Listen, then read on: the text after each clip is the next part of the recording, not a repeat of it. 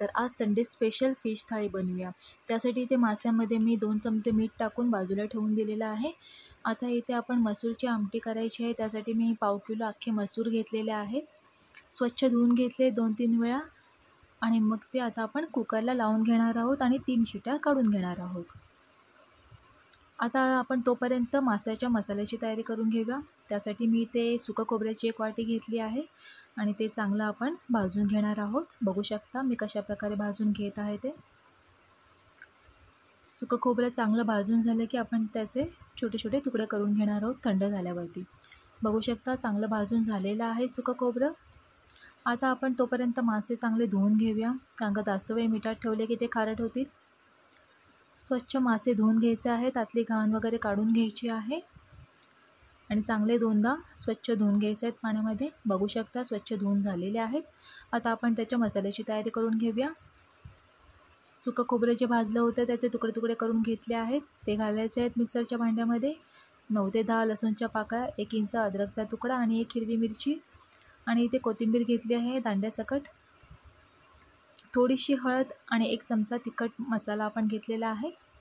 चवीनुसार इथे मीठ ॲड करायचं आहे, कारण का माशांना आपण आधी मीठ लावून ठेवलं होतं, म्हणून त्यानुसार थोडंसं कमीच मीठ घ्या.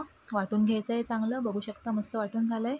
आता इथे मी 4 ते 5 कोकम टाकलेले आहेत, तेही मिक्सरला लावून घ्यायचे आहेत. आता आपला मसाला रेडी झालेला आहे माशांना लावण्यासाठी. मस्त आता माशांना आपण हा मसाला चांगला लावून घ्यायचा आहे. छान असा मसाला सगळ्या माशांना मस्त लावून घ्यायचा आहे आणि अर्धा तास आपण तो बाजूला ठेवून द्यायचा आहे. चांगला मसाला माशांना लागला पाहिजे, त्यासाठी निदान अर्धा तास तरी तुम्ही मसाला लावून ते बाजूला ठेवून द्या. बघू शकता तुम्ही मी कशाप्रकारे मसाला लावून घेतला आहे माशांना.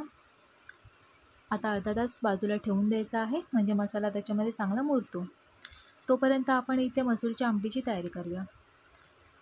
भांड्यामध्ये मी 1 चमचा तेल घेतलं आहे. फोडणीला कढीपत्ता टाकलेला आहे. 1 कांदा मी चिरून घेतलेला आहे, तोही फोडणीला इथे टाकणार आहे. त्यानंतर मी इथे 1 चमचा जिरंही ॲड करणार आहे. चांगलं आपण परतून घ्यायचं आहे कांदा, कढीपत्ता आणि जिरं. छान परतून झालं की मग आपण इथे थोडंसं हिंग ॲड करणार आहोत. आता इथे थोडीशी हळद आणि 1 चमचा मी तिखट मसाला घेतलेला आहे. चांगलं परतून घ्यायचं आहे. त्यानंतर मी इथे मोठा 1 चमचा वाटण घेतलेला आहे. वाटणाची रेसिपी माझ्या चॅनलवरती ऑलरेडी आहे. 15 ते 20 दिवस टिकणाऱ्या वाटणाची रेसिपी मी टाकलेली आहे. आता आवश्यकतेनुसार आपण पाणी ॲड करायचे, जशी ग्रेव्ही तुम्हाला हवी आहे त्यानुसार. आपण मसूरच्या आमटीमध्ये टोमॅटो टाकत नाही, म्हणून ते मी 5-6 कोकम टाकलेले आहेत. त्याने मसूरची आमटी अगदी छान चविष्ट लागते. मीठ ॲड केलं आहे चवीनुसार. आता जे कुकरला आपण मसूर लावून घेतले होते ते इथे ॲड करायचे आहेत. छान असं मस्तपैकी मिक्स करून घ्यायचं आहे. मसूरची आमटी तुम्हाला जशी जाडी पातळ हवी त्यानुसार तुम्ही पाणी इथे ॲड करा. त्यानुसार वाटणही तसंच टाका, कमी जास्त तुम्हाला जसं आवडेल तसं. छान उकळी आलेली आहे, आमटी तयार आहे.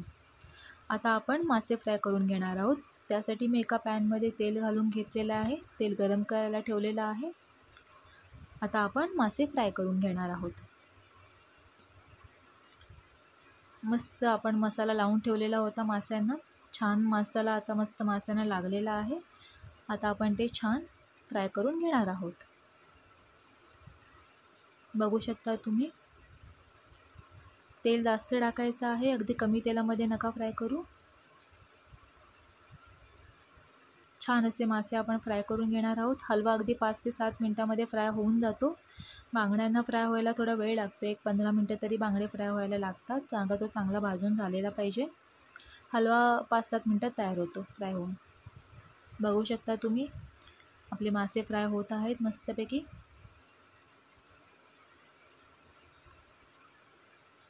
मासे फ्राय आपले झालेले आहेत. आता आपण सर्विंगची तयारी करूया. भात वाढून घेतलेलाच आहे, मसूरची आमटी घेतली आहे. आता मस्त 2 हलव्याचे तुकडे आपण घेणार आहोत. 2 चपाती ठेवली आहे. आता फिश थाळी म्हटल्यावर कांदा तर पाहिजेच ना. कांदा मी उभा चिरून घेतला आहे. त्याच्यामध्ये थोडंसं मीठ टाकलेलं आहे, चाट मसाला टाकलेला आहे. चांगलं मिक्स करून घ्यायचं आहे. आणि इथे मस्त अर्धा लिंबू मी पिळलेला आहे कांद्यामध्ये. छान मिक्स करून घ्यायचं आहे.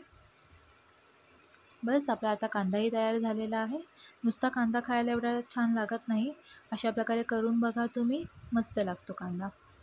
अशा प्रकारे आपली फिश थाळी तयार झाली आहे. थँक्यू.